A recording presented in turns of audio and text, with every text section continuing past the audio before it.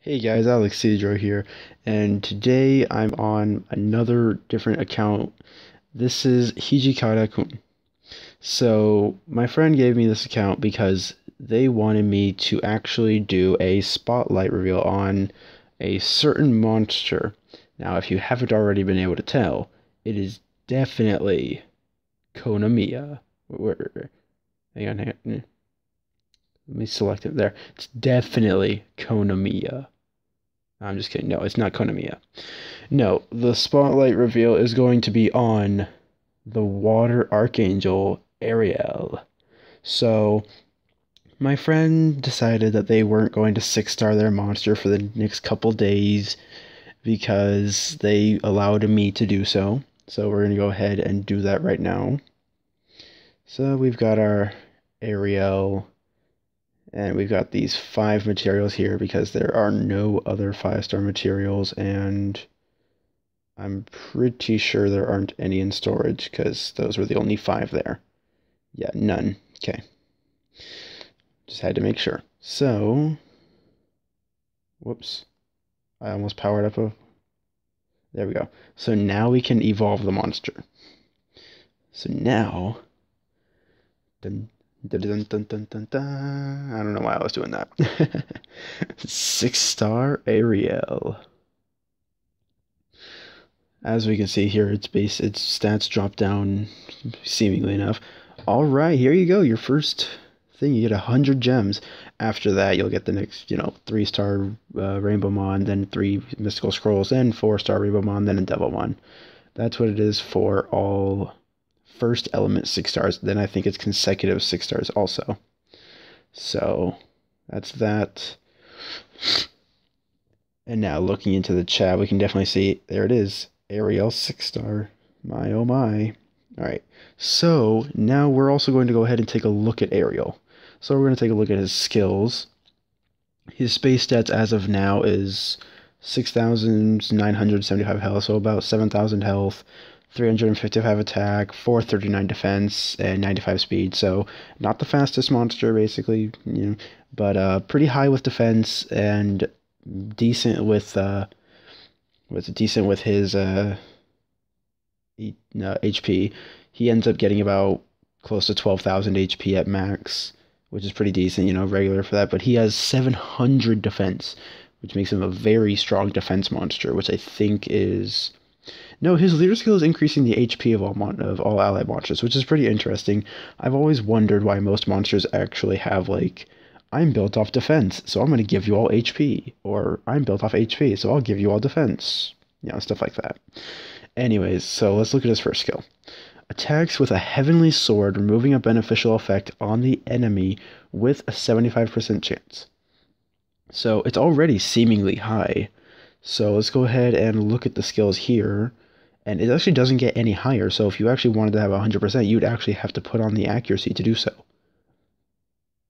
Next up is Archangel's Blessing. So this just recovers an ally's HP by 50%, which is a good amount. I mean, they could be at really low HP and then be brought back up to 50%, or they can be at 50% and be brought back to 100. So it's just a flat 50%, which is really good. And it's reusable within 3 turns when maxed out, so that's also really good. Building Ariel with Violent Runes, using possibly defense, so that it can so that Ariel can stay alive. Defense percent on 2, 4, and 6, possibly with the 3-turn cooldown with Violent.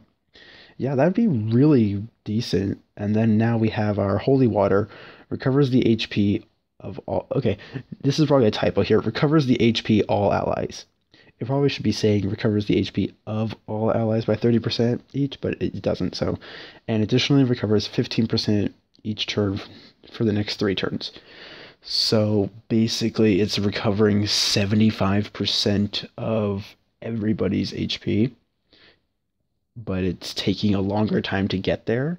So if you really wanted to, you could actually build like a speed team, like a super speed team, and then have Ariel just be like the healer for said team, and you can use Holy Water, and then that team will be using all of their abilities to speed everybody up and whatnot, and they'll basically all heal for 75% total, basically. So that's really good.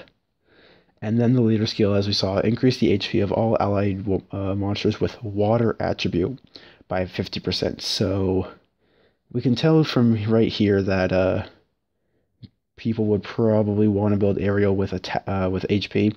Honestly, there's no reason you shouldn't, except for his first skill here, which is defense, which I actually did not read. I forgot to read this part, and as I was reading, recovers HP by 50%, I was saying that just build him with all defense percent stats. So let's see what we have so far.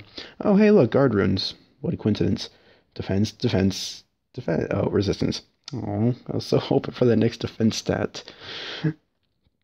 Alright, well, let's see what they have so far. They have a 64% resistance and a 46% accuracy, which is pretty convenient due to the fact that if you actually had put those two together, it'd be 110%, so that'd be pretty nice. I mean, if you move the 46 to the resistance, it's 110% resistance, or if you move the resistance to the accuracy, it's 110% accuracy. But, I'm just saying, just coincidental that you can actually add those up to be a perfect number. So, let's see. Awakening, obviously, it's like when awakened, it increases resistance by 25%. So this actually isn't from all the runes. Because as you can tell, the only thing that's really giving him resistance is the 19% and maybe something else. Yeah, and then this rune. So he's basically getting 24% from everything else. And then he's getting 25%, which would be about 49% increased. Technically 49%, which would put resistance back down to about 15%. So yeah. Anyways, so as for that, that's what I wanted to do. As for a review on Ariel, I can't really put him in a dungeon because he's level 1 right now. I might be able to test him out. He's got about 7,000 health, it seems, because he increased. So about 7,700 health, basically. I would see if I can throw him in a dungeon. Let's see if we can throw him into a certain dungeon, maybe. I don't know. Maybe something in the Kairos Giants, maybe. I would say to try and throw him into one of these, but I can't because he's a low level. And it's not that I'm not familiar with the monsters. I'm familiar with all the monsters. It's just, I just don't know what to throw him into because he can't solo anything at level 1. But,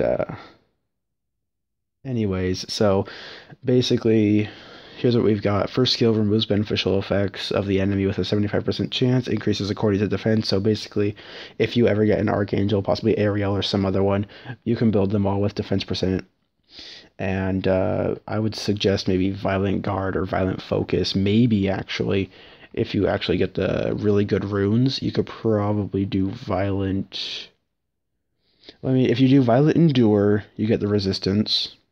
If you do Violent Focus, you get the accuracy. If you do Violent Guard, you get more defense. Violent Guard sounds like the best way to go with him if you have good accuracy substats and good resistance substats, because Ariel already has a 40% resistance just base because of the awakened ability, or not the awakened ability, but the awakened increase. And if you want, I would probably suggest doing Violent Guard, because then you can get those extra turns in to remove more beneficial effects or to do more things with him. But it's all up to you guys. You guys can actually go ahead and recommend some builds for Ariel if you think that you know him well enough. I haven't used Ariel, nor do I have one, but I would automatically suggest using Violent Guard, because it would increase your defense by 15% on top of, the 60+% that you get if you use 6-star runes. So it would basically give you a plus 200% defense if you use all defense substats that are not defense substats. If you use all defense percent runes that are 6-starred, because when you do that, you basically get 180% from the 2, 4, 6 slot, and then you get another 15%, which is really close to 200%, plus the substats that you get from all the other 1, 3, and 5 if you get any. So that'd be very nice. You'd actually be able to get like over 2,000 defense really quickly. Anyways, that's what I've got for this episode here. This is my monster review for Ariel. And the next monster review I'm actually going to be taking from the comment section, which is the Wind Mimic. So we're going to go ahead and see what the Wind Mimic can actually do. Unfortunately, I don't have the Wind Mimic on my thing anymore, because I used it for food to level up one of my monsters. So I'm actually going to have to either summon and or acquire another one from Mount Sis. So I'm going to be spending the next few days just farming Mount Sis until I can get it. And until then, everybody, I'm just going to go ahead and end the video here. Have a nice day, and I really hope you enjoyed this monster review. Bye-bye. Once I get